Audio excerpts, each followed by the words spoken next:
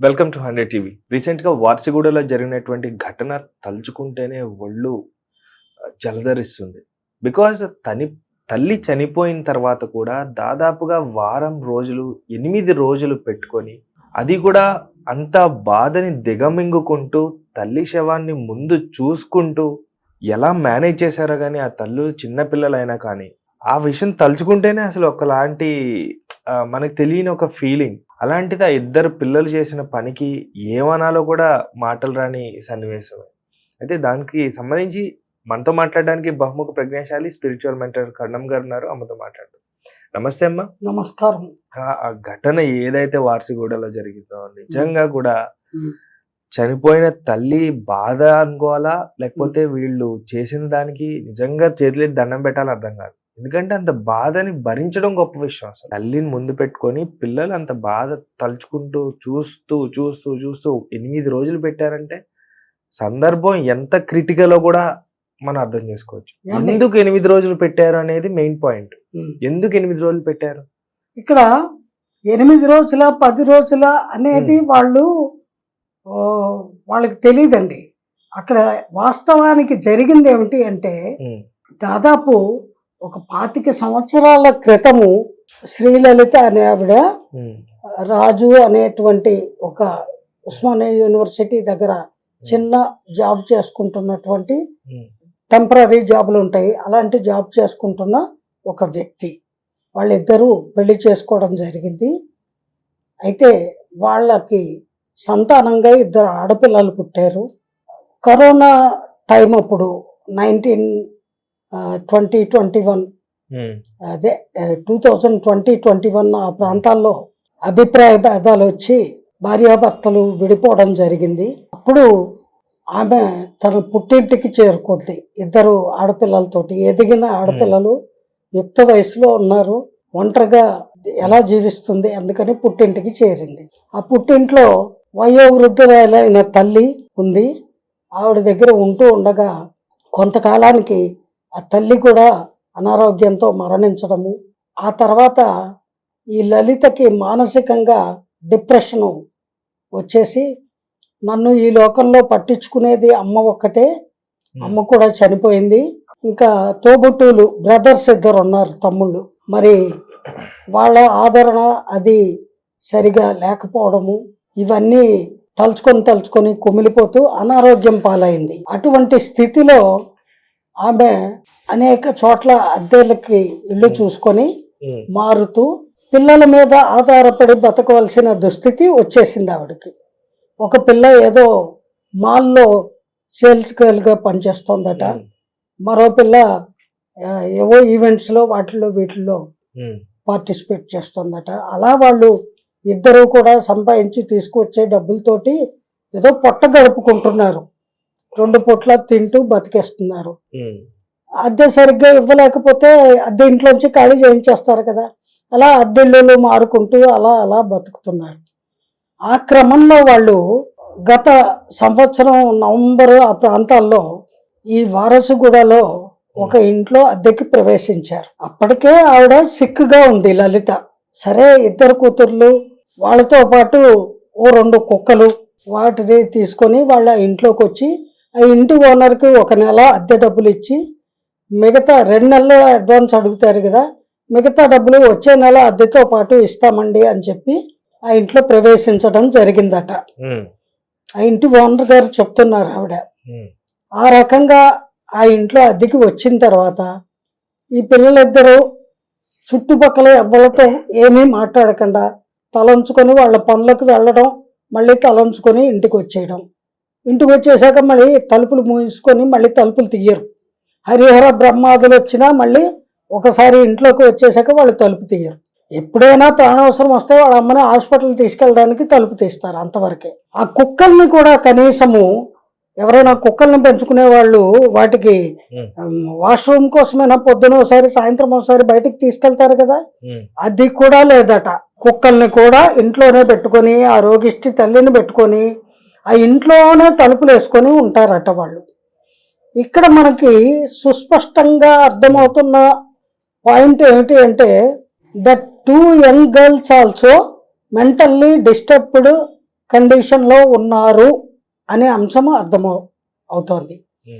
అయితే ఇది బయట వాళ్ళు ఎవరు గమనించాల.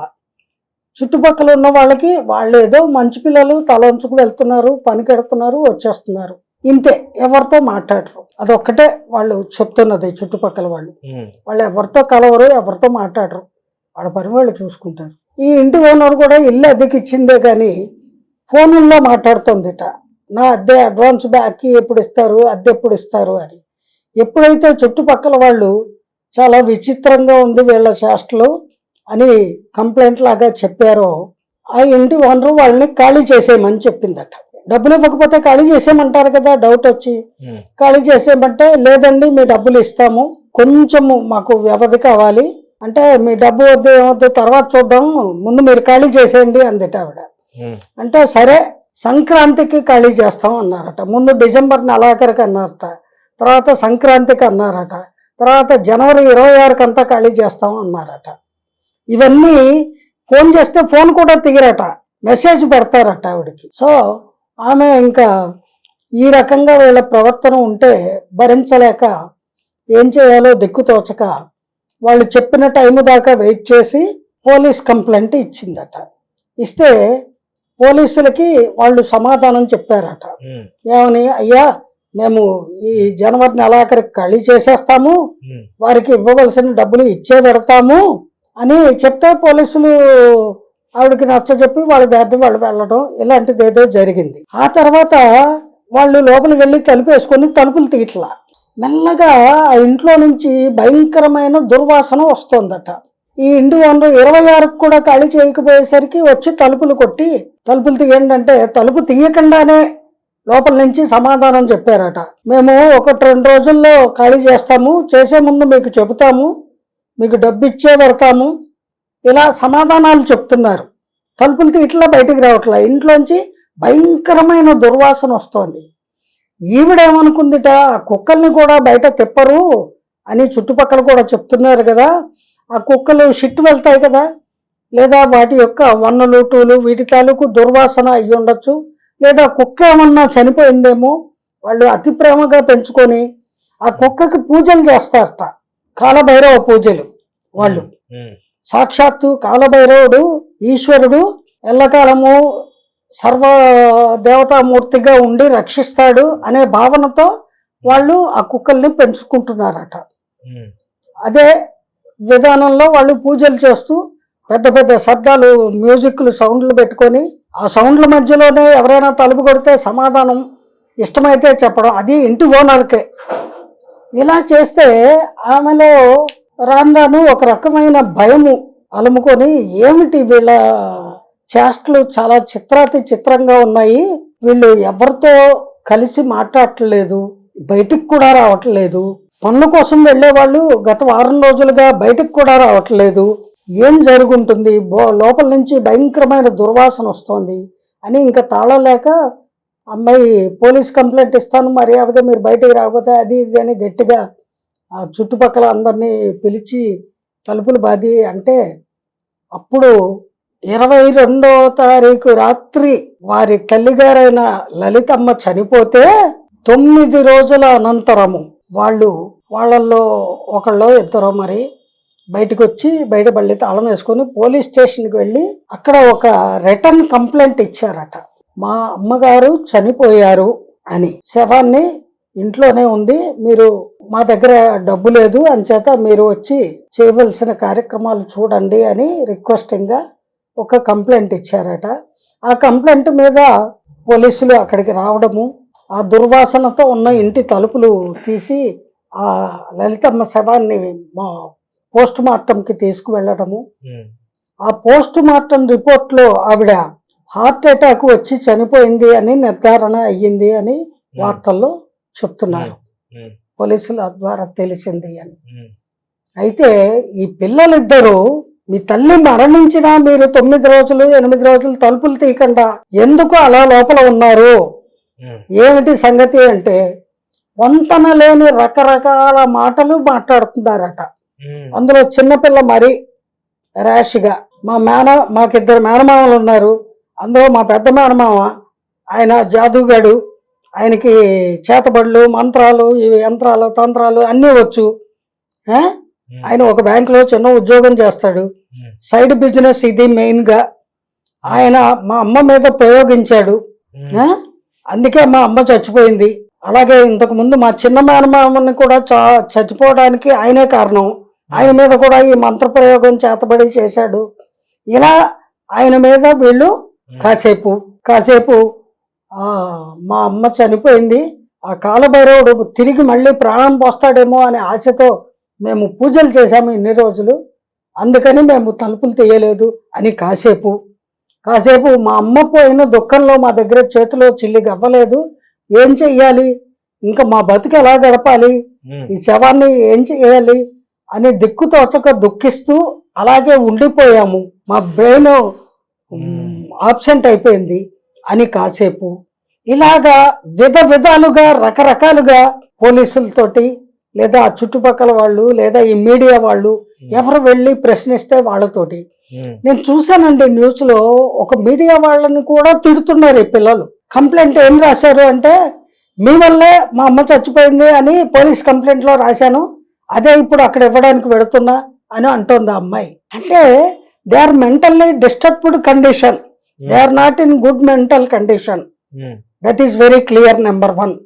నెంబర్ 2, వాళ్ళ మదర్ కూడా తనకు జీవితంలో జీవిత భాగస్వామి అయిన భర్తతో తేడాలు వచ్చి అతనితో విడిపోవడము, పుట్టింట్లో ఉన్న ఒక్కగానొక్క తల్లి కూడా చనిపోవడము, బ్రతుకు తెరువుకి ఈ పసిపిల్లలైన ఆడపిల్లల మీద ఆధారపడవలసి రావడము, ఆ చాలీచాలని జీతంతో అద్దె కూడా కట్టుకోలేక తినడానికి తిండి లేక నానా అవస్థలు అగచాట్లు పడుతూ ఆవిడ మానసికంగా చాలా కృంగిపోయి అనారోగ్యం పాలయ్యి హార్ట్ అటాక్ వచ్చి చనిపోయింది. సో టోటల్గా స్టోరీ ఏమిటి అంటే, ఆ ఇద్దరు మెంటల్లీ డిజార్డర్ కండిషన్కి రీచ్ అయ్యారు. ఈ తల్లి చనిపోయింది. ఇప్పుడు పోలీసులు పోస్ట్ మార్టం చేస్తే తెలిసిన విషయము చేయిస్తే గవర్నమెంట్ హాస్పిటల్లో తెలిసిన విషయం ఆవిడ హార్ట్ అటాక్తో చనిపోయింది, అనారోగ్యంతో పోయింది అని. మరి ఈ మరణ వార్త తెలిసి కూడా ఆ భర్త రాజు అనే అతను మరి ఎందుకు రాలేదు అనేది మరో కోణం. ఆమె లలిత భర్త అయినటువంటి రాజు, అతను ప్రెస్ వాళ్ళు వెళ్ళి అతన్ని అడిగితే, ఏమయ్యా నీకు నీ భార్య మరణ వార్త తెలుసా అంటే, తెలుసండి. మరి నీవెందుకు అక్కడికి రాలేదు, నీ ఇద్దరు కూతుళ్ళు భార్యని ఇప్పుడైనా నువ్వు క్షమించి రావాలి కదా అంటే, నన్ను వద్దనుకొని నన్ను దిక్కుమాలిన వాడిగా వదిలేసి వెళ్ళిపోయారండి. వాళ్ళ బిహేవియర్ మంచిది కాదండి. నాకు మొదటి నుంచి కష్టపడి పని చేసుకొని సాయంత్రం అయ్యేసరికి ఏదో సంపాదించింది ఇంట్లో భార్య చేతికి ఇచ్చి ఒక సీసా కళ్ళు తెచ్చుకొని ఏదో ఒక సీసా బీరు తెచ్చుకొని తాగి పడి ఉంటాను. అలా నేను తెచ్చుకున్న మందుని నా భార్య పిల్లలు కూడా కొంచెం సేవించేవాళ్ళు, వాళ్ళకు కూడా మందలవాటు ఉంది. అంతేకాదు ఆ తల్లి పిల్లలు కూడా చెడు తిరుగుళ్ళు తిరిగేవారు. నేను ఒకసారి ఇంటికి వచ్చేసరికి నాకు తెలుసున్న ఒక వ్యక్తితోటి నా భార్య వాడితో కలిసిపోతుంది ఎక్కడికి వెళ్ళావు అని అడిగితే, నీకేంటి చెప్పేది అంది.